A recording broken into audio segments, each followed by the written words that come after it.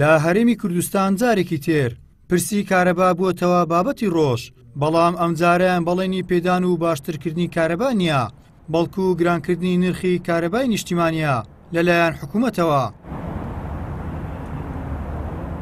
ئەندامێکی ئەنجومەنی پارێزگای هەولێر ئەوە ئاشکرا دەکات وەزارەتی کارەبا لای خۆیەوە بڕیاری داوە نرخی کارەبا کە بۆ هەر کیلۆواتێک 18 دینار بووە بیکات بە 156 دینار.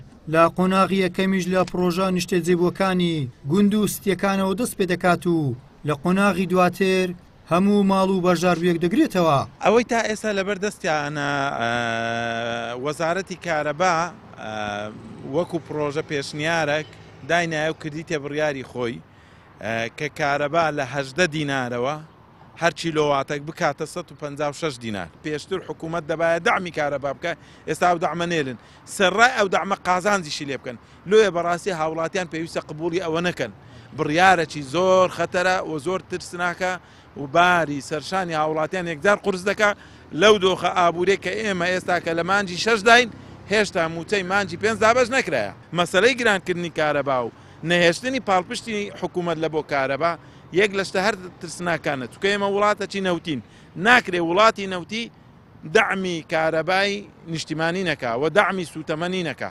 ئەوانە دەیانوێ خۆیان لەوە بدزنەوە هەموو شتەکان لەسەر جیفانی هاوڵاتی بی. بەڵێ ئەگەر سەر بگری بە تەواوی لە ستیەکان تەکید بە لۆیان بستە سەرێ لە گەڕەکانیش جێبەجێ دەکەن.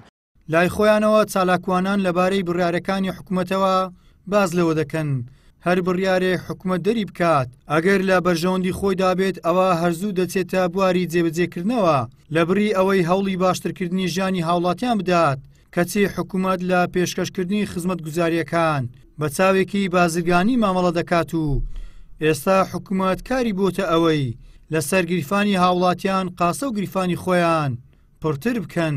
گرانبوونی نرخی کارەبا هیچ پاساوێک هەڵناگری لەوەی زیاتر کە هاوڵاتیان بێزار دەبن بەرامبەر ئەم حکوومەتە زیاتر ئەوەیە قورسکردنی ئەرچی هاوڵاتی یعنی بەبێ ئەوەی تۆ ڕەچاوی دۆخی هاوڵاتیان بکەی ناکرێ.